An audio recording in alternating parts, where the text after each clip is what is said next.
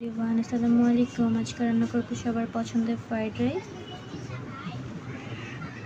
Rice রান্না করার জন্য নিয়ে নিয়েছি ক্যাপসিকাম, গাজর, বাঁধাকপি, কাঁচামরিচ, পেঁয়াজ আর রসুন। এখন আমি চিকেন ম্যারিনেট করে নিব, চিকেন আর চিংড়ি মাছ। চিকেন ম্যারিনেট করার জন্য নিয়ে নিব সামান্য গোলমরিচের গুঁড়া, নিয়ে নিব সামান্য লবণ, তারপর দিয়ে দিলাম সামান্য আদা, দিয়ে দিব টমেটো সস,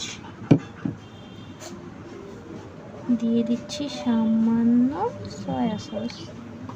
এখন এটা আমি ম্যারিনেট করে রেখে দেবো কিছুক্ষণ সময়ের জন্য, তারপর আবার আসছি।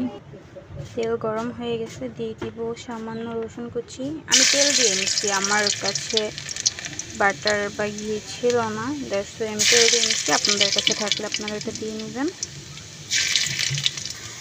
তারপর গাজর দিয়ে দিলাম, দিয়ে দিব বাঁধাকপি, তারপর দিয়ে দিব ক্যাপসিকাম,